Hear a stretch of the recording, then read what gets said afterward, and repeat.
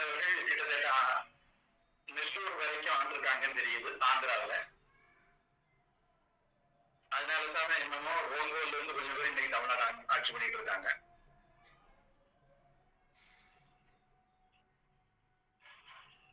டெல்லியில இருந்து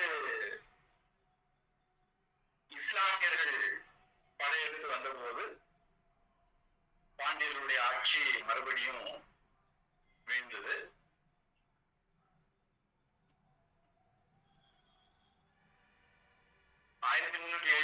பிறகு அபூர்வமான சந்தர்ப்பங்கள தான் காவிரிக்கு வடக்க பாண்டியருடைய ஆட்சி இருந்திருக்கு. 1312 பாண்டியர்கள் கையில இருந்து கேரளா தனியாக பிரிஞ்சு போச்சுது. சேரநாடு அப்படின்னு காலத்தில் அறியப்படுறது.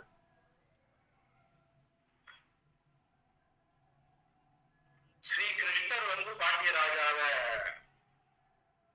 முக்கியமா மலையத்வஜ பாண்டியனுடைய அப்பாவை கொண்டதாக ஒரு குறிப்பு இருக்கு. மலையத்வஜ பாண்டியன் பாண்டவர்கள் பக்கம் யுத்தம் பண்ணி அஸ்வத்தாமனால கொல்லப்பட்டாங்கிறது மகாபாரத யுத்தம் ஏற்கனவே பார்த்தோம்.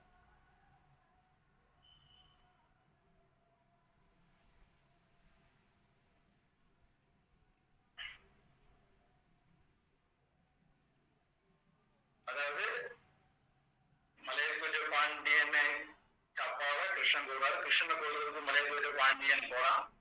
அப்புறம் அவன் நண்பர்கள் நலவிரும்பிகள் எல்லாம் வேண்டாம் மக்களே, வீட்டுக்கு மேல ஆசை இருந்தா வேண்டாம்னு சொல்லி அவர் தடுத்துட்டாங்கன்னு. பிறகு அந்த கிருஷ்ணன் இருந்த பாண்டவருடைய பக்கமே மலையத்வஜ பாண்டியன் இருந்து சண்டை போட்டாங்கிறதும் மகாபாரதம்.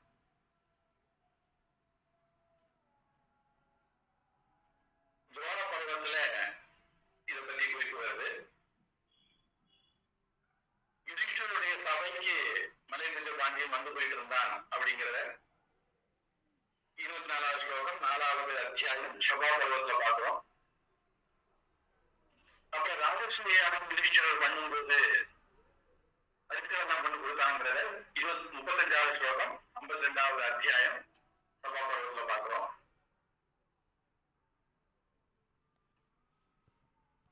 உத்தியோக பருவத்துல 19வது அத்தியாயத்துல ஸ்லோகம் 9ல குருக்ஷேத்திர போர்ல பாண்டிய ராஜா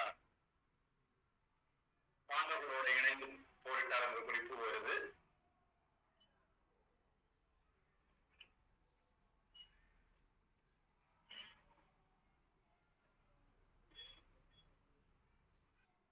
அப்புறம் ரிஷசேனன் அஸ்வத்தாமன், அதாவது கர்ணனா இருக்கணும். ரிஷசேனங்கிறது கர்ணன் அஸ்வத்தாமனை எதிர்த்து போரிட்டாங்கிறது கர்ண பருவத்துல அத்தியாயம் 20 ஸ்லோகம் 46ல.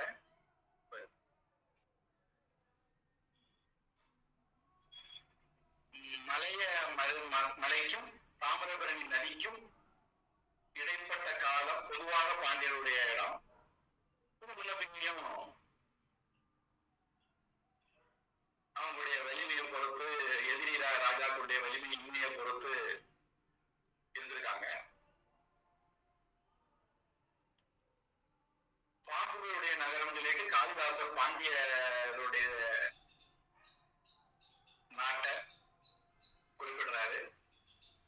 ராமேஸ்வரம், திருநெல்வேலி, நாகப்பட்டினம் இதெல்லாம் அவர்களுடைய ஆட்சிக்கு கீழே இருந்தது அப்படிங்கிறதும் பார்க்கணும். திக்விஜயம், ராஜசூயாவுக்கு முன்னாடி 4 திசைக்கும் 4 தம்பிகளையும் அனுப்புறாரு யுதிஷ்டிரர். எல்லா ராஜா கிட்டையும் ஒப்புதல் வாங்கிட்டு வாங்க அல்லது உதவி வாங்கிட்டு வாங்க அப்படின்னு. எதுக்கு அவங்க தோக்கடிக்கணும், எதுக்கு அவங்கள்ட்ட புதிய பரிசு பொருட்களை வாங்கிட்டு வாங்க. சகதேவன் தான் தென்னிந்தியாவுக்கு வந்தது.